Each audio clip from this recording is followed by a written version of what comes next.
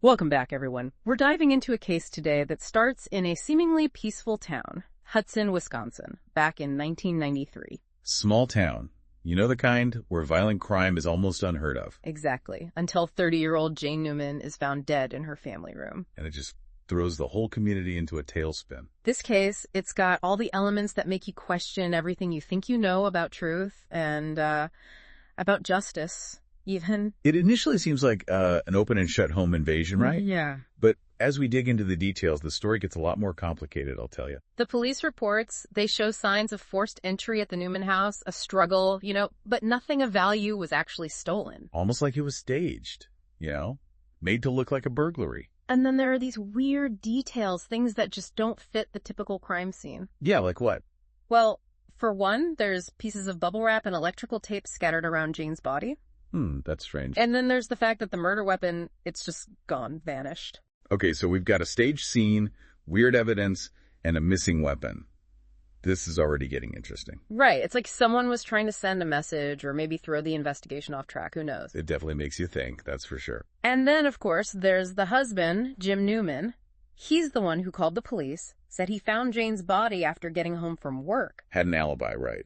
Said he was at work all day. Yeah, and phone records seemed to back him up. Even his boss vouched for him. Said Jim even mentioned he was worried because Jane wasn't answering his calls earlier that day. So, on the surface, it sounds like, an open and shut case, maybe. Except when you look closer at Jim's story, some things just don't add up.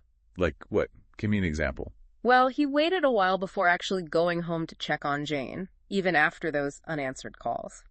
And he finished his workday, even drove his boss home, before going to see if she was all right. So it's not that his alibi doesn't check out, it's his behavior that seems off. Right, and that's what makes this so intriguing. Is he a grieving husband, just reacting strangely, or is there something more going on here? Because let's be honest, most people, if they're really worried about their spouse, they're not going to just, finish up their day like nothing's wrong. And then the autopsy results come back, and they reveal something that completely changes the direction of the investigation. What'd they find? The coroner concluded that Jane might have died by suicide.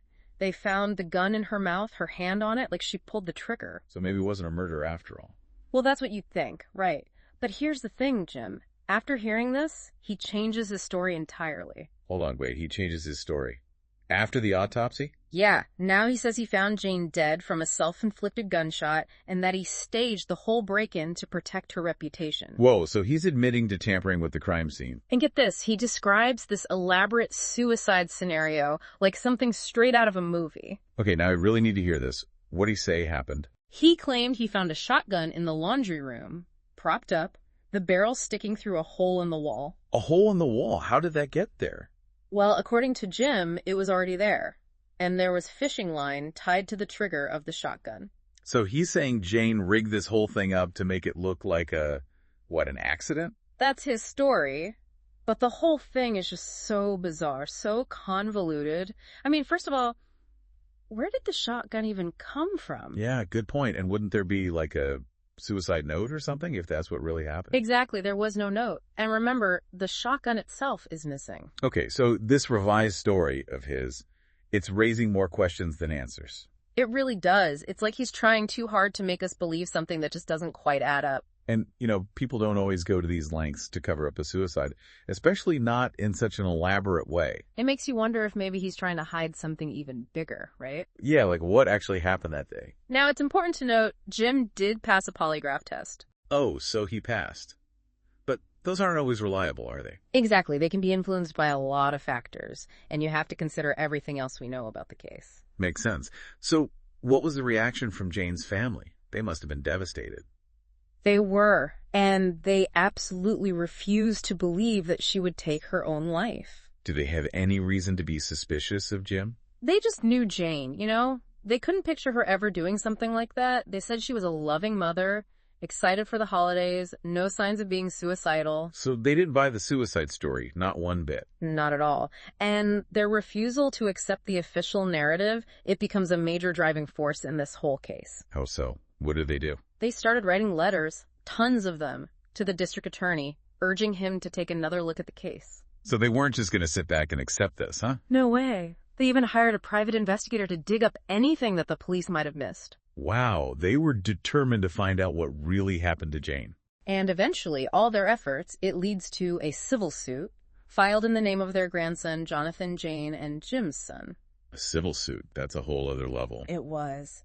And that civil trial, it ends up unearthing some pretty shocking information, stuff that the initial investigation completely overlooked.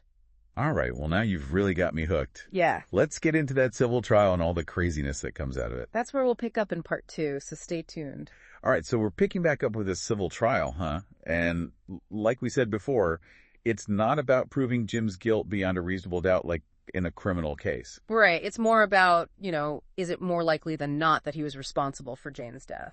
And as this trial goes on, the prosecution, they start laying out all these inconsistencies in Jim's story, and they're bringing in evidence that suggests he had, well, let's just say motive and opportunity. Yeah, like that whole thing about the private parking garage at his work. Oh, yeah, that's a big one. It came out during the trial that Jim had access to this garage, and he could come and go without anyone really noticing. Which means he could have left work, gone home, done whatever, and gotten back without anyone being the wiser. And remember, he's a computer whiz. So put those two things together, and it's not impossible to imagine he could have manipulated something, like those phone records that supposedly prove he talked to Jane that day. The prosecution even brought in experts who said it was totally possible that he could have programmed the company's phone system to make it look like he made those calls. So basically creating a fake alibi for himself. Exactly. And then there was that coworker who testified about Jim's behavior at work. Oh, yeah, the one who said Jim made inappropriate comments towards women and stuff like that. Yeah, and apparently he was known to be kind of manipulative, like to intimidate people to get his way. Which, doesn't prove he killed Jane, but it definitely paints a picture of someone who's, well, let's just say, capable of some shady stuff.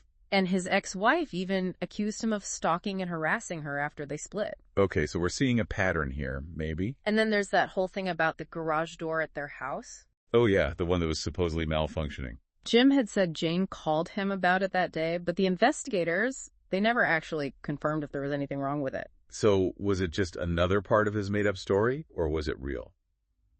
We don't know for sure. And then there's the missing shotgun, the one Jim claims he threw off a bridge. The police searched that river for weeks, and they never found it. I mean, if you really did get rid of it like that, wouldn't they have found it? You'd think so, right? It just adds to the suspicion surrounding him. It's like he's trying to cover his tracks, but not doing a very good job of it. Right, and then the forensic experts, they couldn't definitively rule out that Jane could have shot herself. They said it was possible, but it would have been really difficult given the position of the gun and everything. And they didn't find any gunshot residue on her hands, which is also kind of strange. So the physical evidence, it doesn't totally clear Jim, but it doesn't completely incriminate him either. And that's what makes this whole thing so complicated. There's just not that clear-cut, undeniable proof. But then the jury comes back with their verdict, and it's a shocker. They find Jim liable for Jim's death. They say it was a homicide. Whoa, so even without that ironclad proof, they still believed he was responsible. It was a huge win for Jane's family. They felt like they finally got some justice for her. But no criminal charges were ever filed. Right, because in a criminal case, they need that beyond a reasonable doubt standard, and they just didn't have enough to meet it. So it's kind of a bittersweet victory for the family. They got the recognition that Jane's death wasn't a suicide, but they still don't have the satisfaction of seeing Jim behind bars. Leaves a lot of loose ends, a lot of unanswered questions. It really does, and I think that's what makes this case stick with people. That and the impact on Jonathan, Jane, and Jim's son. He was just a little kid when all this happened. Imagine what it's been like for him, growing up with all this hanging over his head. We're going to dig into that more in part 3, talk about the aftermath of the trial and what it all means for Jonathan and for everyone involved in this case. It really makes you think about, what justice even means in a case like this. Yeah, is it about punishment? Or is it more about just acknowledging what happened? I mean, the civil trial, it held Jim accountable in a way. The jury said he was responsible, even if the law couldn't prove it definitively for a criminal conviction. But it's not really a clean resolution, is it? There are still so many unanswered questions. Like so many. Where did that shotgun come from? Yep. And was the garage door really broken? Did anyone help Jim? And then there's Jonathan, Jane, and Jim's son. Oh yeah, I almost forgot about him. He was just a toddler when his mom died, and now he has to live with this, knowing his dad was found responsible. I can't imagine what that must be like for him. It's just tragic all around, this whole situation. It ripples outward, affects everyone. And it really highlights how sometimes in these cases, there isn't a simple answer, a single truth. Yeah, and the justice system, it tries, but it can't always deliver that perfect resolution, that sense of closure everyone wants. It's more about recognizing the complexity of it all, the limits of what we can know for sure. And it makes you think, those initial investigators, if they'd been more thorough, maybe things would have turned out differently. Yeah, sometimes those little details, the inconsistencies, they can be huge. It's like Jane's family, they never gave up, they kept pushing, even when it seemed hopeless.